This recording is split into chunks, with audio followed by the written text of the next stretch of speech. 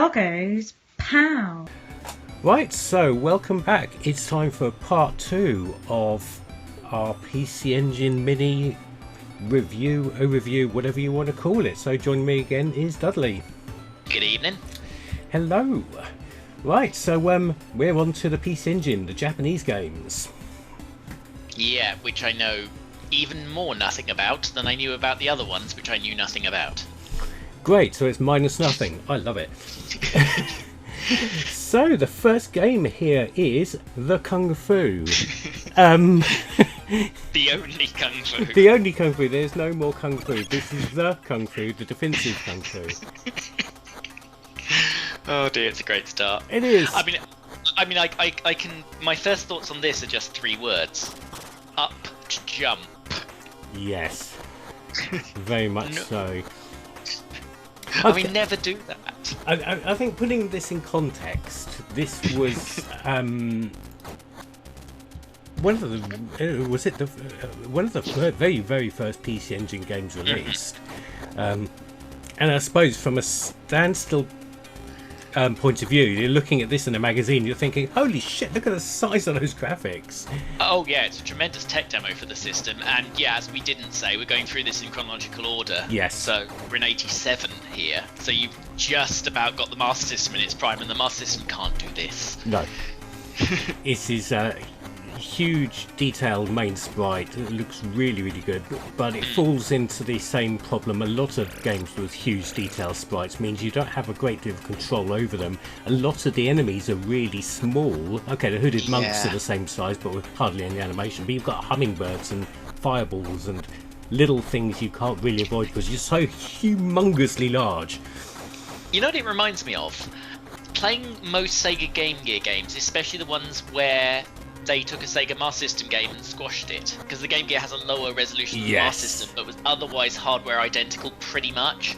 And so a lot of slightly lazy Game Gear games, and I'm actually including stuff like the first 2 Sonics in this, are basically the Master System game zoomed in, so you can see very little in a game that feels like it was designed that you had more notice, and the Kung Fu falls into that trap, really. Yes, it does, doesn't it? Not really a great deal to say. In this day and age, it's not really going to hold up to much, is it? It's No, I mean it's sort of pleasant enough, but that failure's pretty important. And then you get to the boss battles, which are sort of more Street Fighter-y, but kind of terrible. Yes, I suppose Street Fighter 1 style, I suppose. Yeah, that'd be probably fair. Yeah. So it's not going to be your first choice to play on the system. I mean, you should probably look at it because it's literally Volume 1 on the cover. It's the first thing they released. You're going to want to take a look, but briefly. It's a piece of PC Engine history and a curio for that reason, I think. So we now come, by my reckoning, to the first Japanese-only game. Mm-hmm. So this is Jeseken Necromancer. And I don't know if you got anywhere into this. This is sort of RPG type thing, and I actually couldn't get far enough in with the Japanese I had and a bad attempt at a translation app to actually find anything to hit. So I literally have no thoughts on this, I'm afraid. Yeah, same here. I was exactly the same. I wandered around the village. I talked to people in Japanese. And yeah, I didn't actually find a random battle. I went to the King's back room. I mean, you should always do that. It's just polite. Yeah. But yes, not really a great deal we can say about this, but it's an RPG in Japanese and you can't really see much of it without knowing a fair amount of Japanese. And I suspect if you do, you probably know the game. Yeah. Which I didn't. No. What's next? Oh, something that doesn't need any translation. Galaga 88. And yeah, I like this. I'm not sure I remember this version of Galaga. But I'll say now, I went back to Namco Museum on the Switch. This is better than that version. Yes, it is. Yes, this is a cracking version of Galaga. Really good stuff. One thing I did notice as a callback to last week, they used lever to mean joystick again. Oh, did they? I didn't. I must have missed that. I can't remember where I saw it. I just caught it in the instructions or something, but it's obviously a common mistranslation. But yeah, I find Space Invaders a bit dull, and this is just enough more things happen in Galaga generally that it's not. Yeah. It has a bit of variety, and this 88 version is actually very nice. I don't know how arcade accurate it is. Probably the Switch version is arcade accurate, but that's formatted badly for a Switch screen, and this is perfect for a normal screen. It's been developed from the ground up for the PC Engine's in mind, hasn't it? I'd say. But it was a very, very good version of Galaga, and definitely worth it a lot of time. It's funny how we agree on the Space Invaders classic as it is a bit boring. Yeah, it's a bit. Space Invaders is a bit the Kungfu. Yes. In terms of enjoyment, it's sort of aged, but it's absolutely responsible for everything, including this, riffing off it. Yes. One thing to watch on this is after the first boss level, I thought there was a reasonably high difficulty spike, but that might just be my incompetence. I can't say I noticed, but I will say that I'm looking through the footage again. I am thinking about galactic dancing. From Ridge Racer, which obviously... Yeah. I mean, Namco, again, that's entirely deliberate on their part, of course. Yes. I mean, if Evercade ever do a proper Namco Museum updated thing, or an arcade versions one, this needs to be on it, because it'd be perfect on that little thing. Absolutely.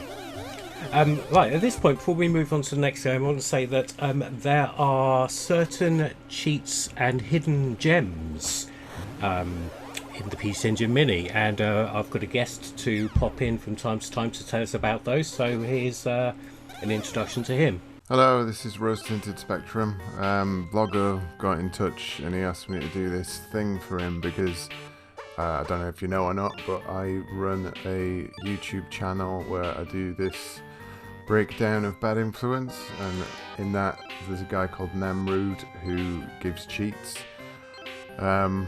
Blogger decided I'll get him to do the cheats because I don't have a waistcoat, so I'm just gonna wear this. It's pretty much the best you're gonna get. I haven't done my hair or had a shave for months, but yeah, I'll do this for you, Blogger. Right, so Rose Tinted Spectrum will be joining us throughout the episode with a few interesting tidbits of about the hidden things on the PC Engine Mini. So next up we have Fantasy Zone. One I'm unsurprisingly familiar of, because of course this is famous as a Sega title. There's a particularly good Master System version, and recent appearances in some of M2's retro packs, where they literally converted an arcade game to the Mega Drive so they could emulate it. Weird people. Yeah. It's nice to have Fantasy Zone on this. I don't think it's an absolutely essential version. Problem is I've got it on other formats. I think that's the main problem. I like Fantasy Zone. I like this. It's one of the more inventive shooters. It's a little bit weird to see what was effectively Sega's mascot at the time elsewhere. And if this is the only thing you have Fantasy Zone on, give it a try. But the Mega Drive and probably the Master System, among others, and several modern systems that have versions based on those, are probably better bets. Yeah, I would agree with that. I mean, it's all very nice and that, but it's not going to be a go-to game on the PC Engine when you've already got other versions of Fantasy Zone.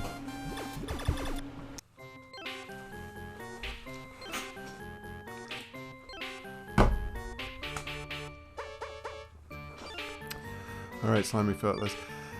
Highlight Fantasy Zone and hold select and press the 1 button to run a enhanced version of the game. Just do this. So next up we have Dragon Spirits, Namco shooter, another one. I mean, we're going to see a few shooters. That's kind of how the Japanese PC Engine works. This one's quite interesting in that it has sort of a dual shooting mechanic. You sort of have bombs and shots, and some enemies transfer themselves between the ground and the air, usually when you're shooting them. It's a fantasy, it's like a Lord of the Rings, if you like, style Xevious, really. No surprises coming from Namco. But yes, I like the way that you can collect an extra power up and your dragon magically grows an extra head. Yeah, I did write down interesting boni. I mean, mostly that's so I can use the correct plural of bonus. But yeah, it is. I'm going to claim. But yes, that is interesting. And yeah, the everything you pick up does something interesting, which is always nice in a game like this. There's a constant stream of, oh, that's cool, type ideas, both in the enemies and the bonuses. Yes. Which is always nice to see. Did you reach the strange bullet-spitting trees? I'm only going from memory here because I remember them in another version. I can't remember if it's this version or another one, but there was some trees that spat bullets at one point, and I always found it quite amusing. I don't know if it's actually in the PC Engine version. Oh, there they are. Yes, I can see them now. I don't remember them, but then there was a hell of a lot of stuff happening that was weird, so missing one weird thing is probably not beyond. I've just seen them in the environment. Yeah, one weird thing out of 100. But yes, interesting shooter. Obviously, as you said, there's lots of shooters on this half of the console, if you like. But this one's, I think, worth your time because, like I say, it does a lot of interesting little things to keep you going. It's not another one that's just space. And I mean, I love the space shooters because I love space, but it's nice to see something that's a bit like Agony on the Amiga in that it tries something. Yes, absolutely. Okay, so next up we have Appareil Gateball. It's a crochet game. It is a crochet game, isn't it? Oh, you're letting me get away with that? I am just about, because if we hadn't got past the Japanese text, we could have told people it was a crochet game rather than a croquet game, and people would believe us. I've tried to make it a running gag because it annoys both people who play croquet and people who crochet. It's probably not a lot. I did muddle through to find out it's a croquet game with Google Translate, and yeah, it's kind of fun. It's a bit weird, but I think this is another one for this console where it's, look, this exists. I don't think you're gonna want to play it. It might have been massively popular in Japan. It might have been, I don't know, the 1980s PC Engine equivalent of Mario Party, for all we know. I mean, that's where it probably does shine if you're a multiplayer person. I think as much as anything that even if you wanted a croquet game, it suffers from the fact that sports games age quicker than almost anything except driving games mostly. Yeah. And I don't think this is still going to be a good that. Yeah, I think you've hit the ball through the hoop on that one. It is pretty much the croquet equivalent of a FIFA 88, isn't it? You can imagine it getting FIFA-style ads, can't you? But in Japan. We really need, actually, Gateball 2020, don't we? To be excellent. All the little characters could be wearing masks. I was sort of surprised someone hasn't done that. I mean, not like with FIFA budgets, but you can make a reasonably convincing 3D indie sports game these days. You'd think someone would have found that. Yeah. Absolutely. I mean, there are curling games, for crap's sake. You'd think someone would have done croquet. I mean, that's just basically house cleaning as a game, and now I think about it, there is house flippers, so there is literally house cleaning as a game, so I'll shut up. Okay, so next we're moving on to a pile of games which we've already played on the English side of things. There is Military Madness, which is called something strange in Japanese. What's that called? Nectaris in Japanese. We've got Dungeon Explorer again. We've got Utopia again. And we've got Ys Books 1 and 2 again. So those are the a few games. It's a bit strange that they left them on the PC Engine side, considering we've got them on the TurboGrafx 16 side. But hidden between those games is PC Engine, which is, and I think we were both guilty of this. We thought it was just Bonk's Revenge, but the Japanese version, and it's not. It's the first game. Yeah, which I think is Bonk's Adventure in English, but PC Kid on PC Engine devices and BC Kid on the Amiga. Yes. And this is the first one, whereas the one in English is the second one. So yes, it's something I just scrolled past initially. It's not until we had a discussion the other night and you mentioned it, I was like, oh crap, that is weird. I've missed a game. Quick, back to the recording suite. And a lot of what we said about Bonk's Revenge applies to this one. It's a simpler game. It hasn't got the nice practice mode that I really liked from Bonk's Revenge. No, it hasn't. But it is excellent. I mean, these are interesting platform games. The mechanics are a bit more interesting than most of your platform games, using his giant head to smack things like powering up by eating giant hunks of meat. And any platform game where mid-stage you get swallowed by a dragon has got to be good. Yes, it's. I got that far, and you had to swim around in the dragon's stomach, and it's very, very unusual, but enjoyable. I'm still not big on platformers, but I can see how a lot of people would really enjoy that. Yeah, I mean, virtually everything I said last week about Bonk's Return, whatever. The second one applies to this one, and actually, if you are into your platformers, head over to the PC Engine one and play this first, because like most of these games, if you play the sequel and go back, there are little quality of life improvements, and it feels simpler, and you don't like it as much as you would have done if you just played it. So start here. Yeah, absolutely.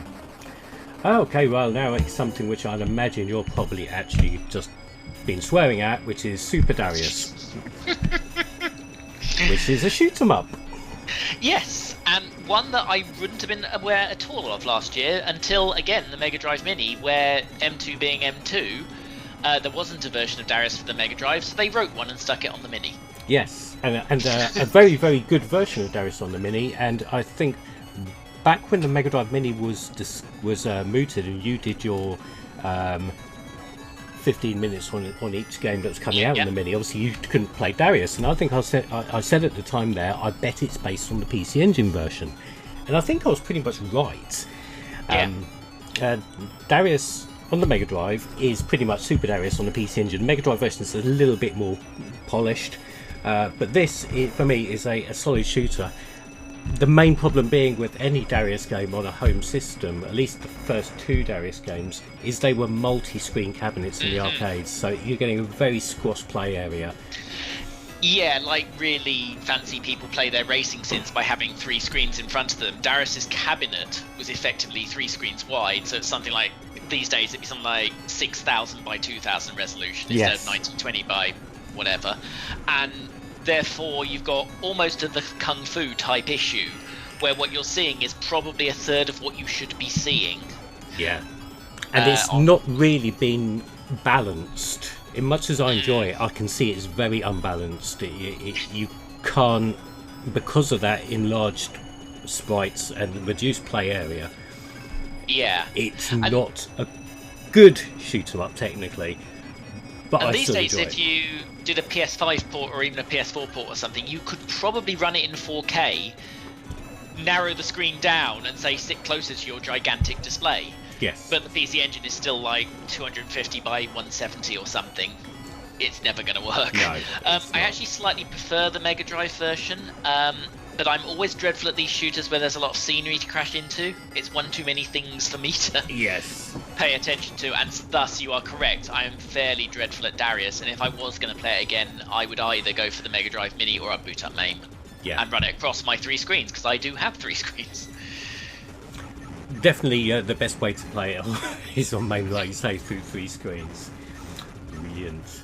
Okay, another weird Japanese one. This is the Genji and Heike clans. Have I pronounced that correctly? Yeah, my notes, it just says the clans. We'll call it the clans then. Yeah, this is unusual. I'm not sure how far you played into this, but you've got the first bit where you're running along, your little characters about the size of Arthur in Ghouls and Ghosts or what have you, and then you get to a certain point and you actually play as a huge, great big marionette sort of character. Again, a bit like the Kung Fu, so it sort of switches up a bit. I got this far, it really does not give you settling in time. No, it does not. Like most games, if you stay at the start or you edge forward, you got a couple of screens before all hell breaks loose. No, hell is waiting for you, and it's been there a while, and it's tapping its watch as you walk in the door. Exactly. You've got to immediately hit the ground running with this, because the weird spider brain bugs and the onslaught of skeletons, and the strange power-up system, which means that sometimes you seem to lose power-ups as well, which I don't understand. Yeah, I mean, 5 seconds into playing this game, it's busier than a socially distanced Primarch. Yes, it is. Not quite so many queues. I do like the idea of that switch to big mode, but I found that the controls were not as good in that mode. They felt a bit laggy. It didn't transfer as well. It was much trickier to judge where things were and actually get them. So I think that section sort of lets it down a bit, but maybe that's me. No, yeah, I was grateful of the change in pace. Because yeah, they are slower sections. Yeah, as you say at the beginning, it really does go hell for leather as soon as you start, and then it's a bit of a respite when you go into the larger sections. Not by a great deal, but and the animation reminds me of Ernest Evans on that bit as well, with the strange sort of marionette style animation to the character. I mean, if you're not going to play this, if it's not your thing, boot it up and just watch the attract mode, because the attract mode does show you sort of the first 20 seconds of a game, and you'll need to watch it 3 times. Yeah, I think that's a fair bet. Actually, I'm just looking through my footage here. I did get past the large sprite bit, and there's a top-down bit, a bit like Gauntlet. I literally just I've forgotten all about that. I'm just flicking through my footage, and I found that. So there's a top-down Gauntlet style bit. So that's like 3 bits. I mean, that's weird. I wonder if it goes on further and we're just not good enough. Yeah, you may find that the 4th bit is a chariot racing game, and the 5th bit's a Tetris clone. Who knows? Okay, so next up we have Superstar Soldier. So this is one of the sequels to Blazing Lasers, but it's the prequel to Soldier Blade. Oh, don't make me get pedantic about the meaning of the word prequel again. Okay, it's a predecessor to Soldier Blade. Someone would write a comment. Probably me. But yes, it's between the two. Yeah, a solid shooter as well. I always get this series of shooters mixed up between Blazing Lasers, this, Soldier Blade, and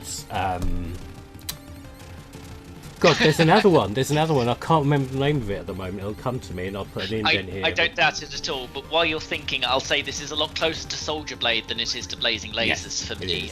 It's still bonus heaven. Although I did reach the boss twice and won some extra lives, so obviously I'm just getting better at this, because I still think it's actually slightly harder than its sequel. I think the checkpoints are more spread out than they are in Soldier Blade. Yeah. Maybe because we're seeing an American release of Soldier Blade and a Japanese release of this, of course. I don't know if that had a difference, like it did, as we mentioned, with some of the Mega Drive stuff. Yes, it might be. But again, most of what we said applies. It's a very decent little shooter with some excellent bonuses and guns. Let's say guns. We'll have guns, weapons, sparkly bits. But yes, extremely good. The problem is as I said, when I get confused with the 4 shoot-'em-ups that are under this particular banner, I can never work out which one to play. I usually default to Soldier Blade, but this is pretty good. Because English, but certainly, I mean, even if at worst you consider this like a Mario Brothers Lost Levels level pack style thing, yeah, it's nice having it around. Yes, definitely. Hello, slimy furtlers. On the thing, highlight Soldier Blade and press the 1 button, and the game will run at a time attack version of the game. So the next game, Dai Makamura, you're probably not getting from that name, but as soon as it starts, you like I probably will, because while in Japanese that apparently translates as Great Demon World Village, it is Ghouls and Ghosts. Yes, it is, isn't it? And also the first Super Graphics game we have here. So this is the pumped up PC Engine that only had 5 games released for it, something, and a very, very solid version of Capcom's complete bastard fest. And the other one here that M2 of course have had a go at emulating recently, because the Mega Drive version is on the Mega Drive Mini, which gives us another direct comparison. what I notice is, on the Mega Drive Mini, I am somehow vaguely okay at Ghouls and Ghosts, which is a legendarily difficult game if you don't know it. This I'm not. So whether this version is hard or it's something about the joypad or what, I don't know. You hit the nail on the head there. There is something about the joypad. If you boot up the Mega Drive version of this, in the options screen, there's a toggle for diagonals on or off. Ah. Diagonals on means that if you're just pushing vaguely right, you'll still run right. With the PC Engine version, there's no such toggle. So if you're pushing vaguely right, he'll stop. You've got to be pushing dead right. So I should have grabbed the Mega Drive Mini and tried. That makes sense. There is why this is a lot harder than the Mega Drive version. The arcade version also has the same thing, with the joystick being very strictly 4 ways. Okay, which again makes sense. So this is more arcade perfect for that reason, I guess. Yeah. I mean, Ghouls and Ghosts is still a good game, but if you happen to have your Mega Drive Mini, perhaps save yourself several broken joypads and maybe play that one. Yeah, definitely. And generally as a game, but the PC version, as I said, is harder than most, and it always seems to be stingier with the armour as well. You get more magicians in the chests, I seem to think. So once you lose your armour, you're down to your pants. You're probably going to be in your pants until death, which will come quite quickly. I mean, I'm 3 months into being furloughed and on lockdown. I think I am going to be in my pants until death, so at least that works. Oh, we probably better move on at that image. Yes, absolutely. Next up, we have Legend of Valkyrie. With the worst sprite scaling ever on the logo in its intro. When you see it, you'll know exactly what I mean. But, they shouldn't have tried that. It is very, very choppy. It's not exactly, welcome to the fantasy zone, is it? So what this is, I mean, I've no idea what's going on in the story. It appears to have one. It's another one that has a lot of Japanese text, but it's sort of a 3D platformer come almost to shoot 'em up. Yeah, it's like a run and gun almost. It's like Commando or Valkyrie Warriors, but yeah, top-down rather than Contra style run and gun, but you do have some quite tricky platform sections. You know it's a shooter because I was killed by a boss. Yeah, that's how you can tell. But I understand there is a translated version of this on another system, and then I didn't write down what that system was. Oh, I guess it is. I think it's in Namco Museum 5. I was going to say, I'm sure it's on one of the Namco museums, yeah. And I need to go back and try that, because I think I'll really like this, but there's a system around how it gives you bonuses and how you buy bonuses, which you absolutely need to proceed, which I cannot figure out with the Japanese in this game. Yeah. So maybe I'll have to go back and try it on that version. But I do want to, because what I can play at this is actually really good. Yeah, it's a solid game. I think if you've got access to the Namco Museum, or it is originally an arcade game, so also on MAME, you're going to play it in English. It's nice enough to have it on the PC Engine, but you're going to miss so much of the intricacies of the game. If this is the machine you've got, treat this as a demo and then go find yourself a copy of Namco Museum if you like what you've played. Yeah, definitely. For the next one, I wrote down just the subtitle because I like it so much better than the real title. It goes by the name The Mission Code for Rage Crisis. That's all the awesome, isn't it? It's got a real name. It's Aldnes, but no, Mission Code Rage Crisis. And I did have an immediate impression on this, so I'm going to let you go first and see if it's the same. Okay, well, Aldine, so whatever you want to call it this week, I think is a very lacking shooter. I was really, I mean, you know me, shooters, I'm with shooters like a Scotsman is with whiskey. Yeah. And this is why I trust your opinion. I really thought this was very dull, very uninteresting. It's worth noting this is the second Super Graphics game on here, and there's nothing on here aside from the levels of parallax scrolling that a bog standard PC Engine can't do. It's very, very lackluster. Yeah, I mean the first line of my note says immediate impression, shit R-type. and it's probably slightly better than I've just made it sound there, but I mean, I would rather play R-Type, and I'd rather play Soldier Blade. And we're not short of shooters on this system by an incredible degree. And of, I think, all the ones I played, this is last in my list. So, yeah, I'm glad to see that I haven't inadvertently slagged off a classic or something. No, I think this is very much an also-ran PC Engine game. I think they just wanted to get another Super Graphics game on there. I don't know why they didn't put 1941 on there in its place, though, because that is a really good version on the PC Engine Super Graphics. I wonder if Capcom were being a bit precious because they released the giant Capcom logo console. Yeah, maybe. But they did let Ghouls and Ghosts go by, but that is... I think Ghouls and Ghosts is the only Capcom game on this whole console, actually. I'm going to say yes. Yeah, I think so. Very confident someone will spot where I'm wrong. No, I think we're 100% right in that. But yeah, Baldine's... Yeah, the title's the best bit. Yeah, release its subtitle anyway. What's up next? We've got Spriggan. I've got it just down as Spriggan. I think it's actually got a... There is Sentry Spriggan, yeah. There we go, yeah, so it's got more of a real name rather than just Spriggan. As next year, I'm happy with the unique identifier. There are no more Spriggans on the system. Or is there? Yeah, this is a bit weird. At least it's enemies. This reminds me of Robo-Lest on the Mega CD. Okay. Very similar to that in its style. It's like a steampunk Japanese sort of aesthetic. Which, of course, Robo-Lest on the Mega CD is very similar to Musha-Lest on the Mega Drive. It's okay. It's good. It's good fun. It's good fun. The main problem here is we've got Soldier Blade and those games on here, which instantly I think are better. I mean, even a novice like me spots the name compile on the title screen and knows it's going to be at least competent. Yeah. And you quickly get upgrades that essentially fill the entire screen with fire. The problem with that is, when you die, it takes all that away from you, and you're facing the same enemies without any bonuses, and I die another 4 times in the same place.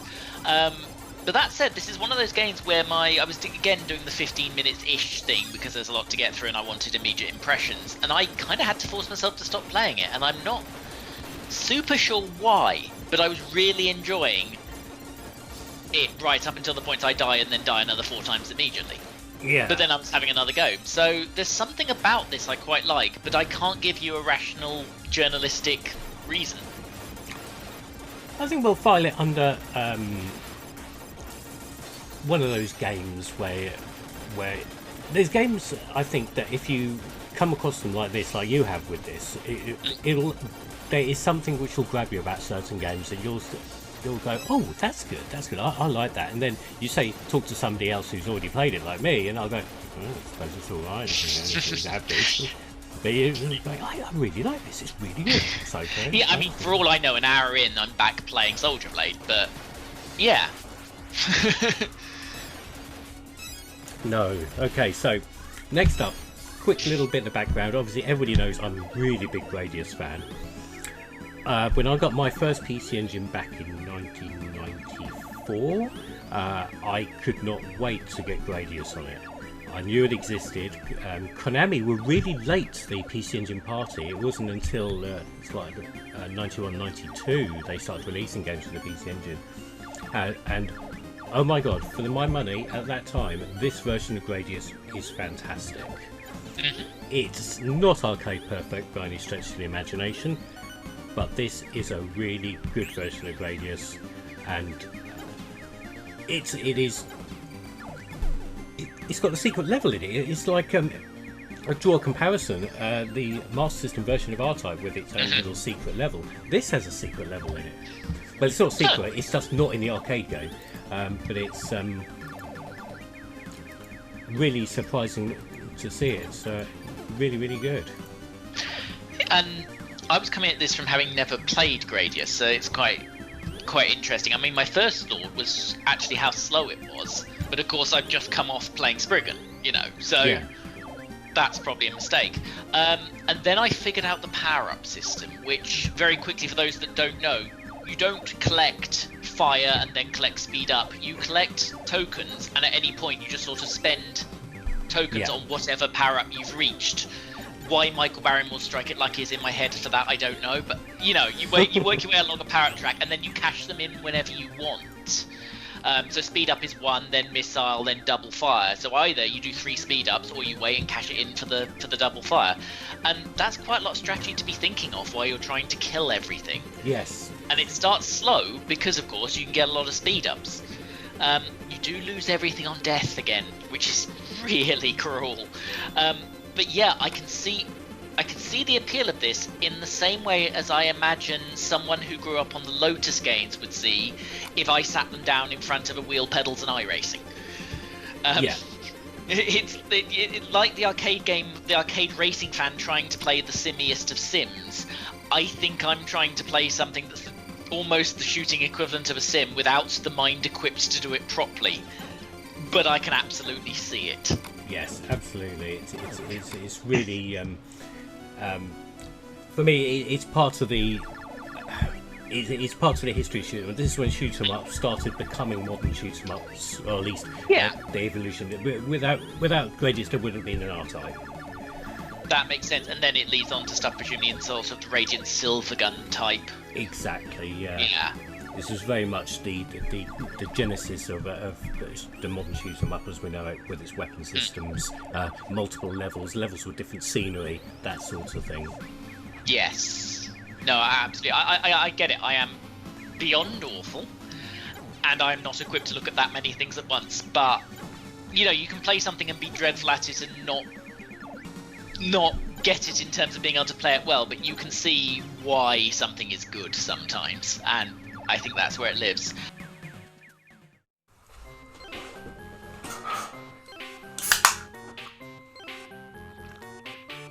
Alright, slimy furtlers. Highlight either Gradius or Salamander and hold select and press the 1 button to run versions of the game that are closer to the arcade original again. So, for this next one, the impression I immediately got was Fisher-Price Gradius. How close am I? Not really. Salamander's interesting.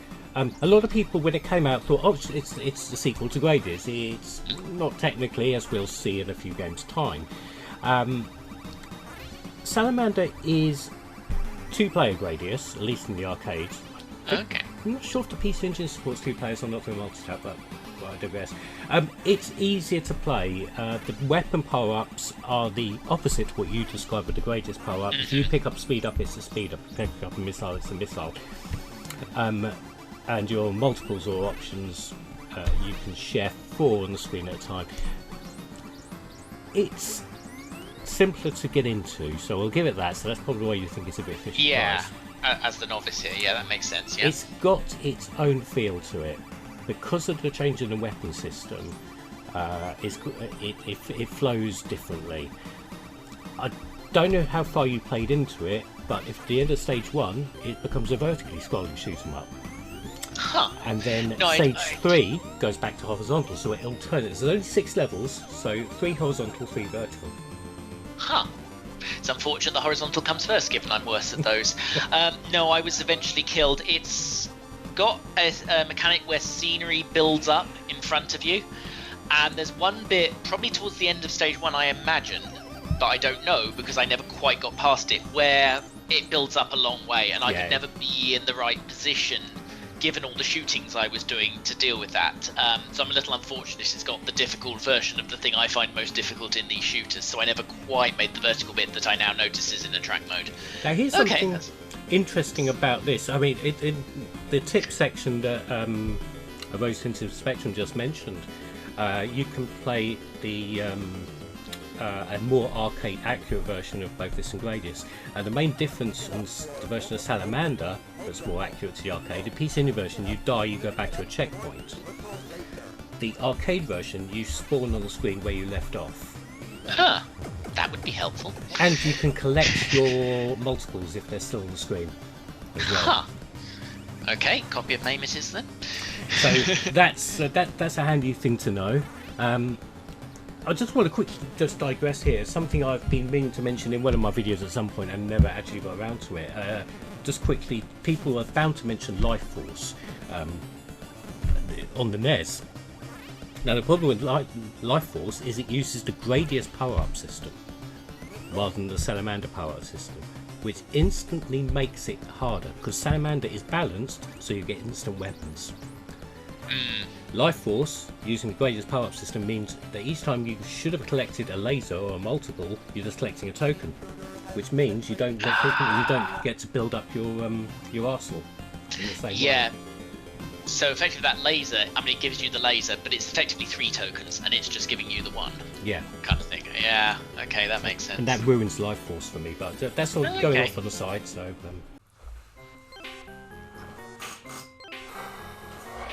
Hello, slimy furtlers. Highlight Salamander and press the select button twice to unlock Force Gear as a bonus game, whatever that is. So for this next one, I googled a translation on a whim because I thought I recognised the word root from games like Densha de Go. If anyone remembers that. Dentetsu sounded like it might also be something train related, and I was right. It's electric railway, apparently. This is actually, because I just realised we mentioned earlier, this is actually the Mario Party of the console. Yes, it's got a dice rolling mechanic, hasn't it? Yeah, it is a board game. It supports the multi-tap. While we're here, because we're not going to say much about a game entirely in Japanese that's a board game, there is an official multi-tap for this thing and official controllers, and the only way you're going to play 4-player Bomberman is to buy both of those things. It does not work with USB hubs. Boo. They have very much locked it down, which is a shame when there are multiple, especially if you're Japanese, multiplayer games on a system. They give you one controller and it doesn't support your own everything else's. So that's, just as a note, that's a bit tight. Yeah. And this is one of them. It's basically a Mario Party type thing based around travelling the map on what appears to be an electric railway. If you don't know Japanese, we can't tell you any more than that and you won't be able to play it. If you do know Japanese, we probably should have stopped talking already anyway. Next up, we have Ninja Gaiden, a PC Engine version of the NES Ninja Gaiden, rather than the arcade game called Shadow Warriors. That makes sense, because my first note is this feels awfully basic for a late era PC Engine game. I would suggest the Master System version is prettier. Yeah. And that's why they based it off the NES version. Yes, Great. they have. So it comes with the same sort of bone-crushing difficulty the NES version has, and also some really wonky parallax scrolling on that city. Yeah, and some slightly weird. Part of it involves jumping up walls, and you grip the wall where you are, and you wall jump your way up. You end up gripping walls that don't exist because, like, there's the edge of a air conditioning.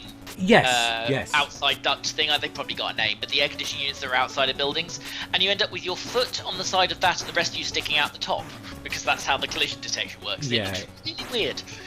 It also makes it a little bit frustrating to play because I can never get the hang of how much you can stick to something and how much you can't. It's Yeah, the converse of that is the one pixel out and you go sailing over it into another enemy. Yes. Yeah. So yeah, I've never been a big fan of Ninja Gaiden, but. And I think if you were, you'd probably be playing the arcade version or the Master System one than this, to be honest. Yeah. This is another one where, I mean, thanks for giving it us, but this is not the best version. No, definitely not.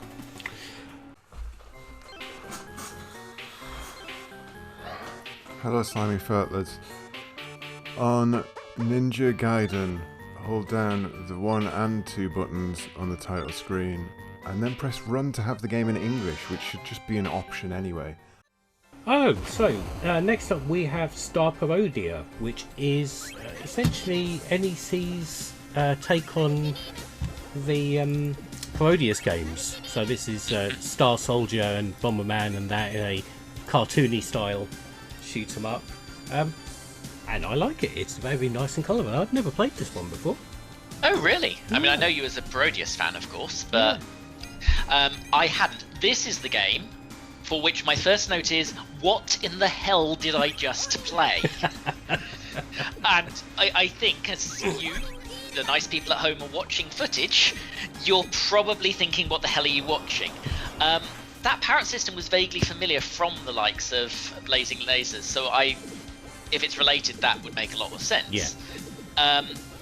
I think this game on this system is quite easy.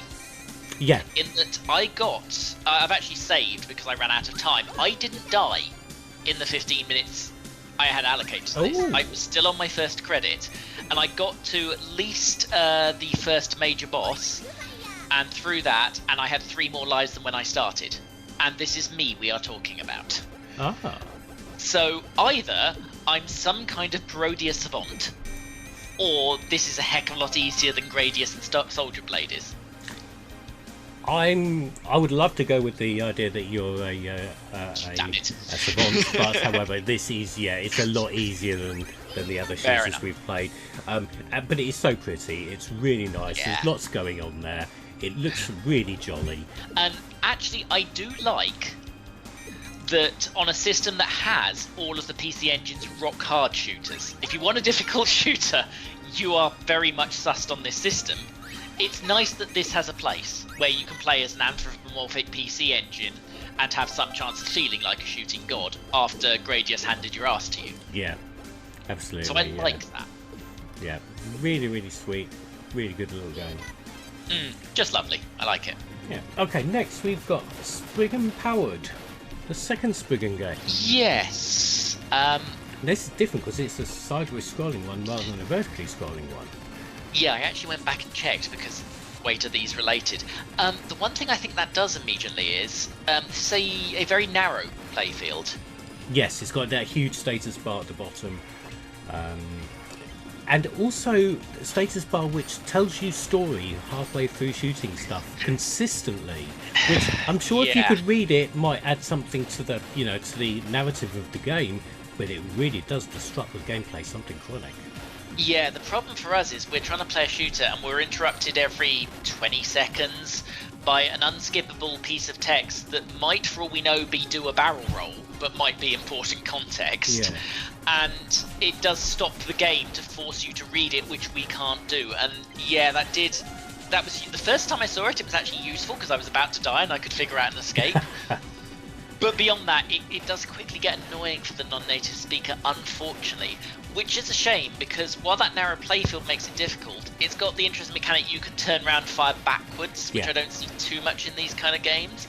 It's got some interesting ideas, but those breaks kind of make it impossible to get any flow in playing for me, unfortunately. No, you're absolutely spot on with that. It really does break the flow.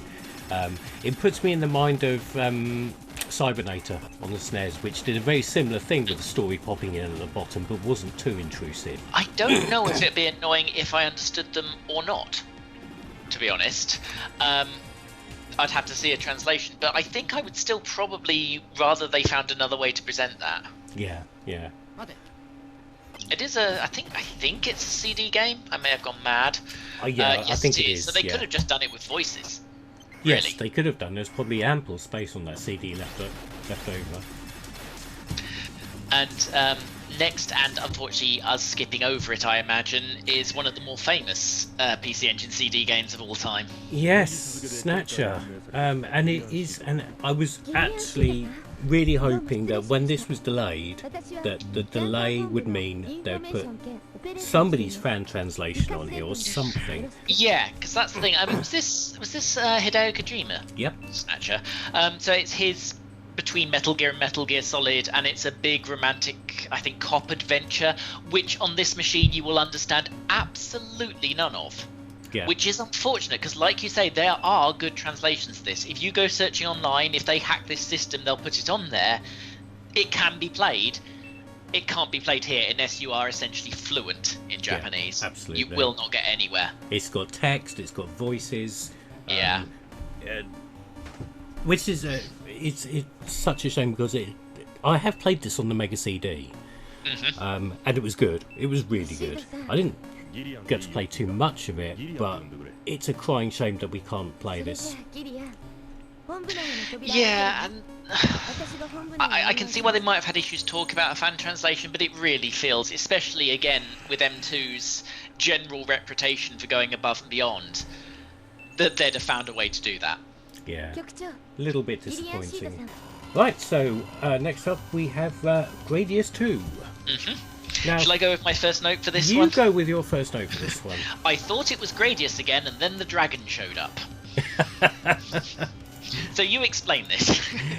Right, so Gradius 2, this is the proper sequel to Gradius rather than Salamander, which is sort of a spin-off. And this is where a lot of the staples from the series come in. You've got the 4 different selectable, should we say, banks of weaponry. You've got different bosses. You've got a very biomechanical aliens stage, which really shows that Konami really wanted that license before they actually got it. This is the next part of the evolution of Gradius, and to be honest, my favourite Gradius game, in fact. Ooh, interesting, because my last note is I preferred the first one. Ah, interesting still. I mean, this is from 15 minutes of an incompetent playing it, because we've already discussed I can't Gradius. But interesting I had that opinion. And maybe this was just another step slightly beyond me, but as a guy who does this, it's a Project Cars 2 iRacing thing, he says, that 4 people will get. And I've lost the small ability I had to muddle through. Yes, it's not going to be particularly accessible if you have not played Gradius. But by the time this was released, I was pretty good at the first game. I can't do this game. I'm okay at it, but I can't. I have finished it, but I'm not confident in it in the same way I am with the first game. And that does make sense. It's easy to forget when you come to these minis, especially if you're new to a lot of the games like I am, that most people playing Gradius 2 played Gradius for 3 years first, and I've played it for 15 minutes 6 games ago.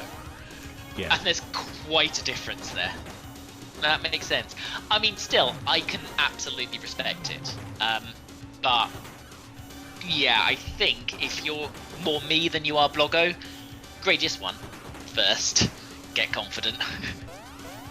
Also, one thing you might want to, everybody might want to just think about when you're playing either of the Gradius games is Konami code.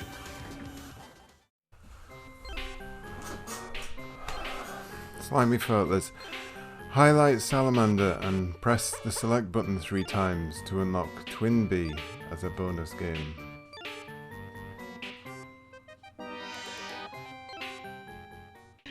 So for this next one, Cho Aniki, can I just check this isn't a long-time favourite of yours? No, I don't. I know very little about it. I did a video on the Cho Aniki, a couple of the Cho Aniki games a while back, and I can't remember if I covered this one or not. It was a couple of years ago. But yeah, because I have no real affinity with the I series. have thoughts. Okay, well.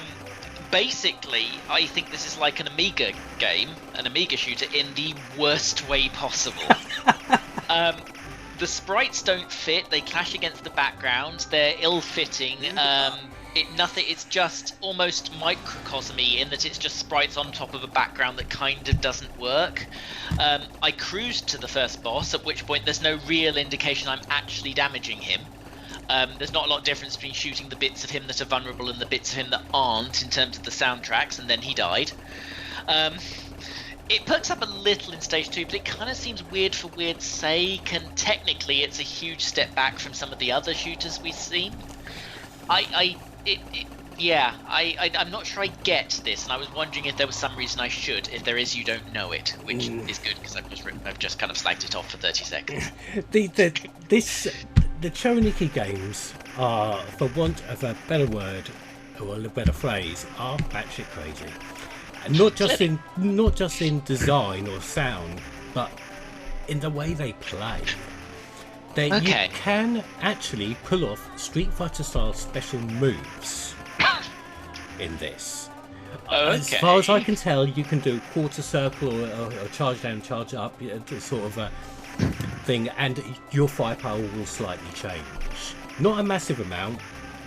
Okay. It's very, very odd. So another slight aspect of it being sort of complex and technical for me, because I mean, I get weird. Parodia is weird. Parodia is weird but cute in the same way that, say, Katamari is. Yeah. This just felt weird for weird's sake. To me, anyway. Yes, it's and I'm very sure much... someone's just thrown something through their screen, but sorry. Yeah, I don't really get it either. In a machine where we do have a lot of shoot 'em ups, this is a very strange inclusion. And I guess that almost is an argument for it being included, rather than, I don't know if there was one, a Gradius 3 or whatever. Because, again, it's a bit different in the way Parodia is, but I don't think you need it. I don't think you'd want to play it. Yeah. Now, the next game is something that I personally love. I realised what it was about 30 seconds into playing it. The title, which, do you want to have a go at?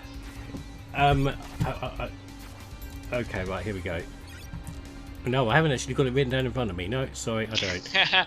Alright, I shall pop back to the menu and have a go myself. And I think if you don't know this, you'll probably crack on as to what it might be. It's a Konami game called Kamajo Dracula X Chi Narondo.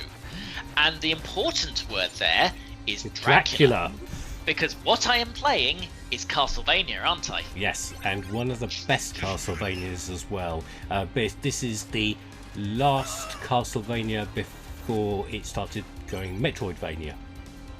Before Symphony of the Night? Yes, Symphony of the Night is the direct sequel to this.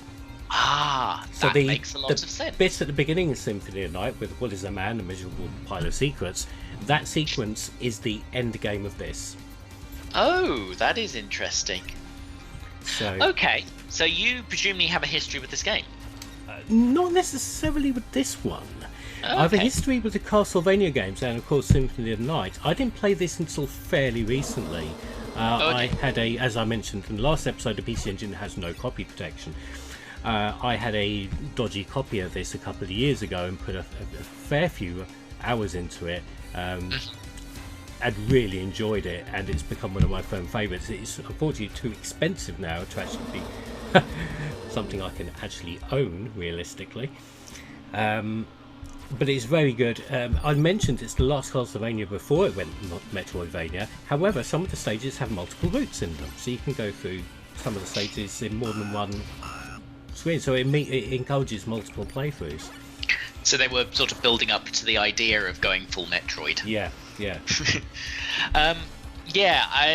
The intro is really exceptionally long, which is probably why it took me a while to realise. It was when you get into the main gameplay and you've got the whip and stuff that, you know, there was... From the 15 minutes, I have to say I didn't quite enjoy it as much as, say, the Mega Drive one. Yeah. And certainly a couple of the Nintendo machine ones. But, again, there's not a bad...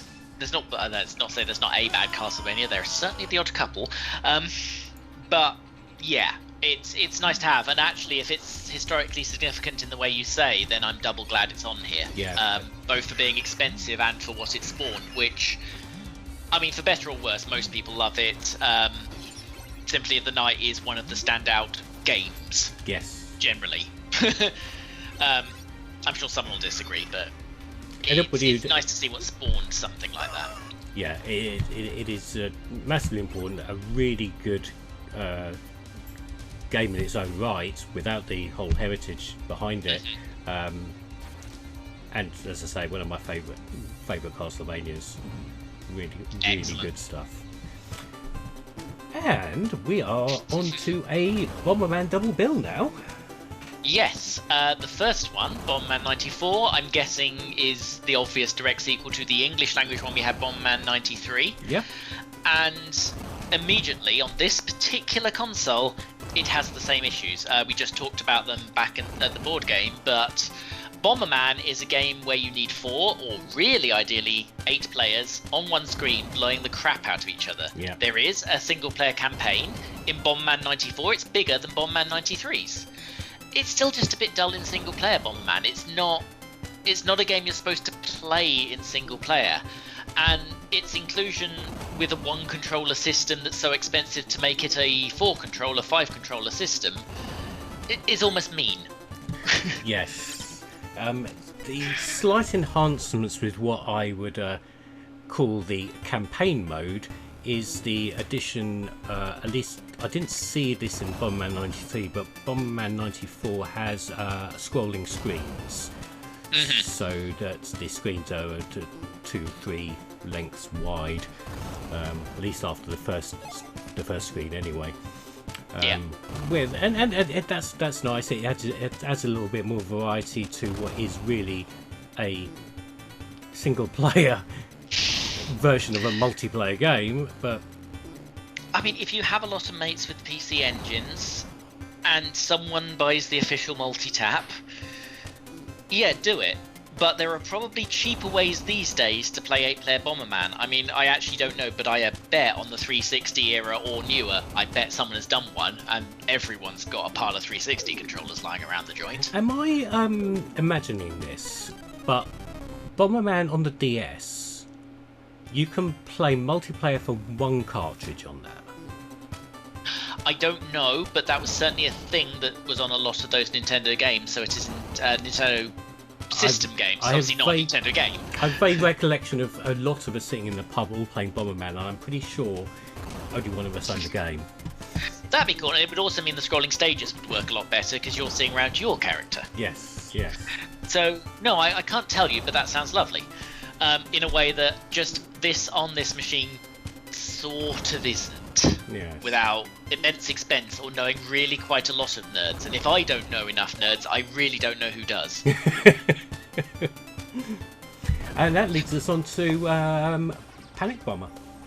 Yes, Bomberman Panic, which, first thing we need to say, isn't Bomberman. No, it's POW. It is. POW, columns mean beam machine, however you know it. They're all very slightly different takes on it. Yeah, it's that. With one interesting new mechanic, at least compared to the 3 I just listed. The Bomberman Heritage comes in literally with bombs. Yeah.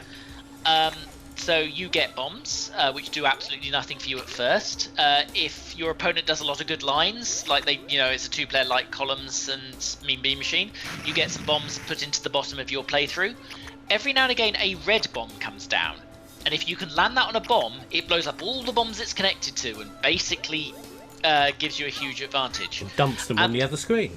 Indeed, so they get to do exactly the same to you with their next red bomb. So it's kind of a mean beam machine, but actually slightly better, I think. Although again, of course, we'd love a second controller, wouldn't we? Yes, we would. Because this would be, you wouldn't need a multi-tap for this, but you kind of do want a second player, just like you do with some of those games. You only match horizontal, vertically, and diagonal in this. Some games let you draw sort of a path of same coloured things. Yeah. This doesn't. It's just 3 in a row in those directions. But other than that, it is those games which I think most people listening to us now know. And yeah, I mean, next Retro Expo, I'll bring along either the system or at least a controller, and we'll do this properly. Yes. Absolutely. Because post-pub, I can see this working. Yes. But for now, it's not as bad as Bomberman, but it does again cry out for a second controller. Definitely. And that brings us up to our last game. Now, this nearly fooled me, because Densetsu, not Dentetsu. Yes, so it's nothing to do with the same thing. trains. So this is what I just call Sapphire. Yeah. Ginga Fukai Densetsu Sapphire, I would guess. This is a CD-ROM game, but it runs using the PC Engine's arcade card. Now, the PC Engine's arcade card was the third of the system cards, I believe, for the PC Engine, and of course, without that system card, you couldn't run this game. And it's very advanced. The arcade card had a lot of extra RAM on board, which made a lot of this graphical trickery we can see here possible. So essentially, what we're looking at here is the Super FX era of the PC Engine. Yes, that's right. Pretty much, yes. So you've got, and that's slightly a deliberate reference on my part, because when you get into the games, there's sort of some polygons. Star Fox style 3D going on. Yeah, there's a little bit of polygon magic going on there. There's some scaling, some I think there's a bit of rotation, but yeah, there's some digitized sprites going on. It's very technically accomplished. I, however, do not think, again, it's a particularly good shoot 'em up. It's a little bit difficult for me to judge because this is a rock hard one, at least for me. Much more than almost anything on the system, which being a late era game made sense to me because I assumed, at least to a degree, they're targeting it at people who finished the other games. But I'm not great at this one. It absolutely is impressive looking. I was a little hard on Cho Aniki in comparison to it in my notes because I didn't realise the hardware advantage it had. I didn't know that about the Super CD arcade card. Yeah. So it isn't playing on a level playing field with that game, but you put them next to each other and crikey.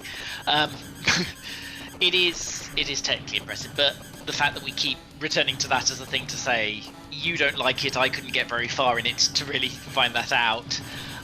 And I'll admit, other than sort of looking at it, I'll go back and play Parodia or Soldier Blade than this anyway. That said, as a thing to include on the system, it absolutely had to be here, I think. Because I actually went back and watched a rather excellent video, I'll link in a comment on this video, about the most technically impressive games on the PC Engine throughout its life. And this was the end of that video, and that makes perfect sense to me. It should be on a Mini to show off what the system could do. And I like that about the SNES Mini. It has the 2 Star Foxes, stunt race effects, etc. And I didn't like on the Mega Drive Mini that they left out Virtua Racing. It should be there just to show you the end of life for the system. And that's what this is for. Yes, that's absolutely right. It's also worth noting that in a similar vein to the Castlevania we just looked at, this game is hideously expensive. Okay. This game runs into high-end triple figures. It was released in very small quantities at the end of the PC Engine's life. There was I'm going to say a second print. It wasn't. It was a series of very high-end bootlegs of it released. The high-end bootlegs are practically indistinguishable from the original print, and also, even if you then identify it as a bootleg, it still goes for absolutely stupid money. Because there's only so many of those as well. Exactly. So this like game, that. If you find a copy, you're paying stupid money. Chances are it's a bootleg as well. A very good bootleg with a spine card and everything. But you're still, I have a copy of this. I shall post a picture of my bootleg just here, and you'll see why I haven't bought this. And that's actually fair, but that's another good reason to have it on here. It's the only way a lot of people are going to even remotely sensibly play it. Although, if you had an arcade card, there's presumably still no copy protection. But yeah, I mean, I think this falls under, weirdly, we're going to end the video how we started it. Like the Kungfu, you should look it up as the piece of history it is, and then go play a better example of the exact same thing. Yes, absolutely. Yes. Awesome. It is. Narrative continuance, very nice. That's what just takes us in a full circle. It's all very It's been nice. A good night. It has indeed. I guess it might be an idea just to post just 30 seconds of thoughts on the machine itself. Yes. Because I like it. It's tiny. It's based on the very last designs of the PC Engine, the tiny one. While they've only given you one controller, it's a good one. Yes, it is. The D-pad's very nice. It's got auto-fire, which saved me on several games. So at least they've gone that far, and it looks and feels the part. It's tight. It's only one controller. But even if you don't know the PC Engine, even if, like me, you're not a shooter person, I think it's worth getting hold of, because there's a world of stuff different to anything you have probably played here. Yes. And I hope we've given a flavour of that. As a machine, I think it justifies itself, especially if, being British, you probably never had a PC Engine. Absolutely, and it can sit well on your shelf next to your SNES Mini, your NES Mini, and your Mega Drive Mini, and there's not going to be much in the way of crossover. You're going to have a really nice little potted history of 90s gaming. And actually, I'll send you a picture for inclusion here, because what I do is, because all of these machines are powered by micro USB, let's get this right, but powered by micro USB and have an HDMI, I have those plugged in, and what I do is I've actually command stripped all the mini consoles to my wall. So I just grab them off the wall and plug them in because they take the same power and video. That's really, So I'll really send a nice. picture of that so everyone could admire my 5 mini consoles. So that's the end of this two-parter epic look at everything the PC Engine Mini can offer.